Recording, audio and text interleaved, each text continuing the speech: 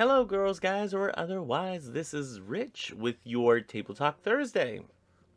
As per usual, we are going to be pulling from our Table Topics cube. If you would like to get your own cube, go ahead and hit up the description box down below. And while you're down there, if you are not yet subscribed, go ahead and hit the subscribe button right over there here. Click that bell notification if you want to be notified of videos whenever they come up. And yeah, possibly YouTube might let you know. It's a thing. We don't know why it does what it does, but it's supposed to do what it's supposed to do, and it doesn't always. We're gonna get past that. Um, let's see. If you like these videos, hit that like button. If you dislike these videos, tell me why, and then hit that dislike button. It all appeases the algorithmic gods of YouTube. All hail the algorithmic gods of YouTube. Be sure to leave a comment with any of the comments or questions or concerns or your take on this week's table topic for our table talk. I am seeing this for the first time. This has been quite the discussion that we've been having the last couple months. Whenever I've been pulling these, I think it's last month and this month that I've been pulling these live. You guys can go back and look. That I've been, well, not pulling them live, but pulling them. First seeing them when you guys are seeing them, or when you all are seeing them. I'm sorry. If I say guys, I'm trying to take away the patriarchal vocabulary that I have and trying to make it a lot more gender fluid. So if I stop and I correct myself, just know that's the reason. I just don't want to give any more of my power, and I want to make it a conscious choice. So if I'm doing that, you all know why. Yes, I did it again. It's a deep-seated issue, and with that, let's go into another deep-seated issue. Possibly, let's see. When is it okay for parents to spy on their kids? Oh boy. I'm going to preface this video by saying I am not a parent, and I have no standing on how to raise a child. I do have opinions, and these are my opinions alone. Your situation and mileage will vary because, people are different. People are weird that way. They're all different in different ways. And we don't always understand that whenever we're giving out advice. So these are my opinions as a non-parent. And I just want it to be taken as that. I can totally be wrong on a parenting style, and I am freely willing to admit that.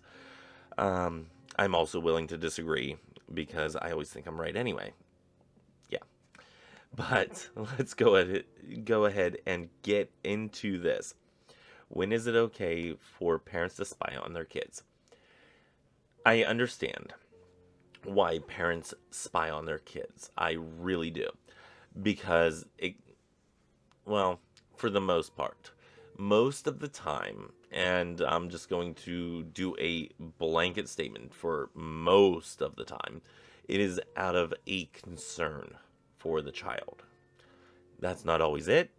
Sometimes the parent is a little too over controlling, and there has to be a point in time when the parent finally says, you're kind of on your own on this one, and you need to figure this out. If you need help, I am here for you, but I'm going to let you kind of stumble and fall as you need to, and I need to be okay with that as a parent. So I do understand why in this scenario most parents will want to spy on a child. A lot of it, like I said, comes from a deep-seated, caring, loving concern. there comes a point in time, and for each person, it's going to be different because, well, kids are weird like that they're all different. Um, but there's going to be a point in time whenever the child needs to kind of be trusted enough to make the right decisions. And these decisions can be anywhere from drugs and alcohol to sex to, uh, just being a decent human being, having integrity and whatnot. And I think a lot of these situations, a lot of these mindsets are things that are um, shown more than taught to a child. If they see a parent sitting there and saying, and I'm not going to put all the blame on parents, do not even try to think that. Um, where was I going? If the child sees in their daily life that a parent is lying and cheating and being manipulative to other human beings, say you're a car salesman, uh, used car salesman. No offense to any of the used car salesmen out there, just the standard colloquial.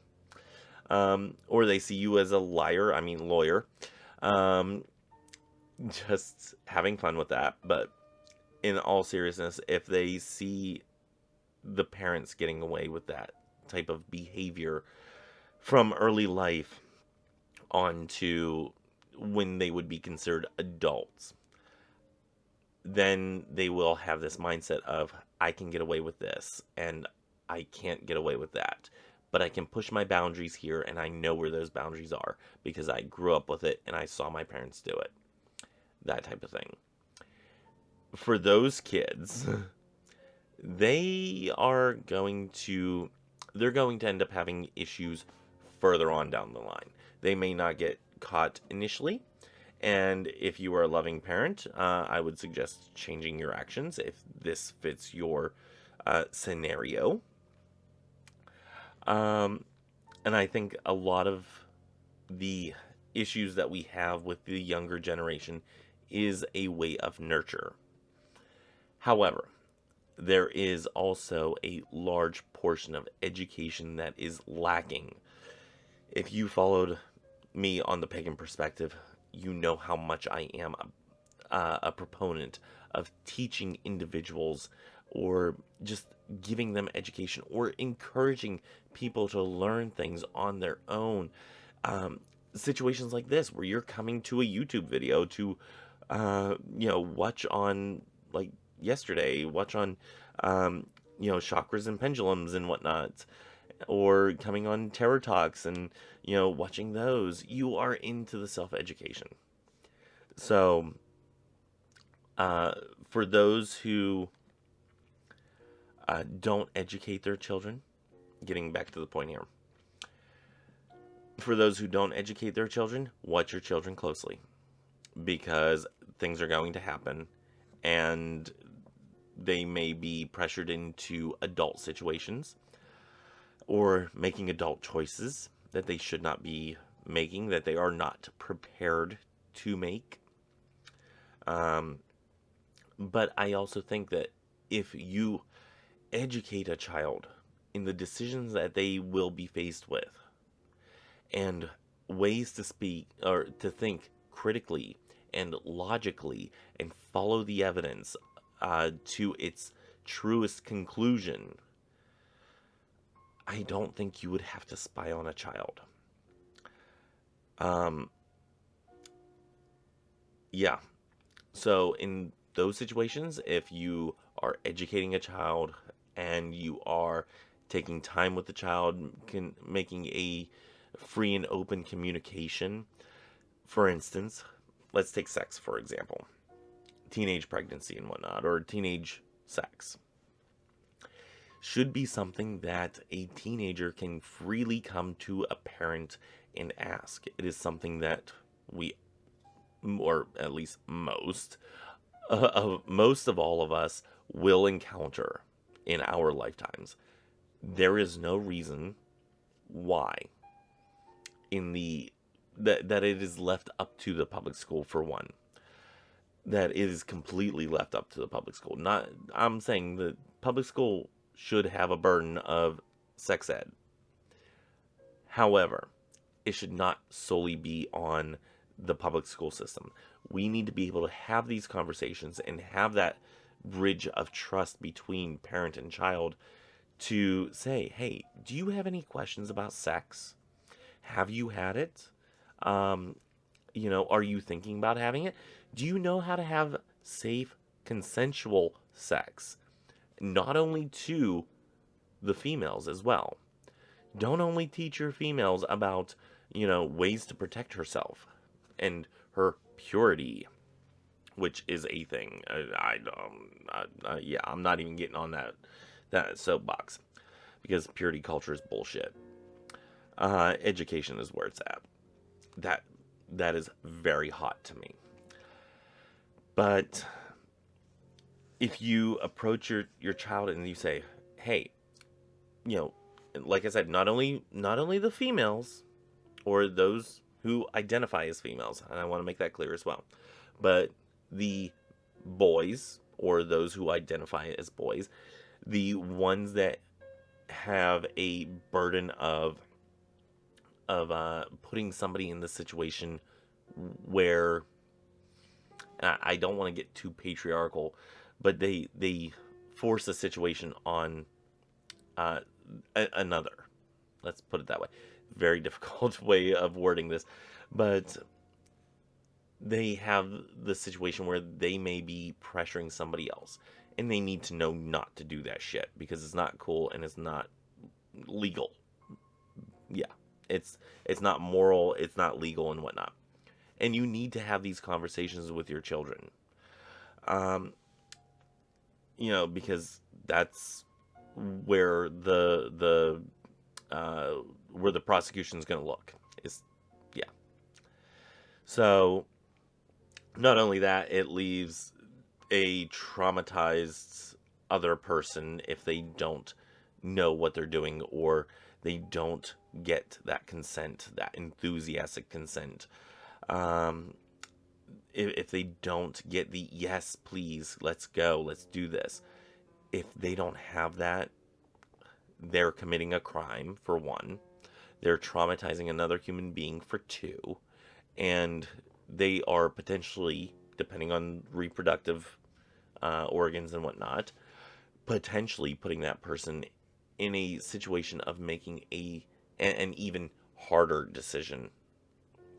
Not to mention diseases and whatnot, depending on how promiscuous and all that stuff. These are conversations that we need to have with our young folks, openly and freely. If you take that out and have that clear communication, which is difficult, then you won't have to spy on your children at all, in most cases. If you have somebody going behind your back to spy and report back for you, what's going on with one of their children, if you just asked that child, you wouldn't have to do that. Just saying. But I think there's a lot of mixed emotions here, if you can't tell.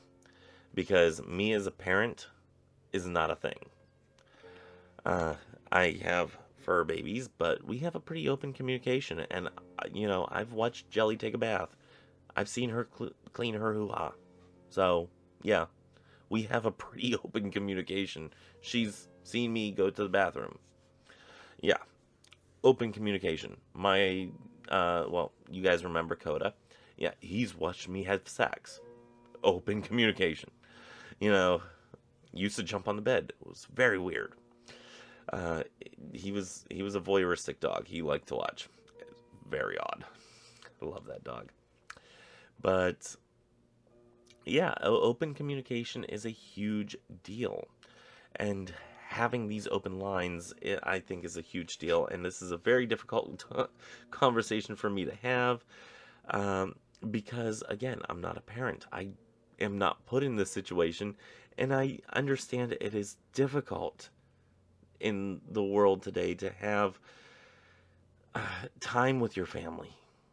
And that's something that needs to be addressed and needs to be corrected and needs to be changed. And hopefully in the future we can get to that point.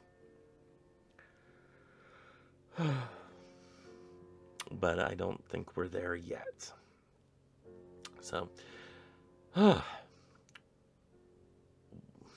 yeah, that's all I have. I'm trying to think of any other points I have on that, but this is such an odd topic for me. It's hard for me to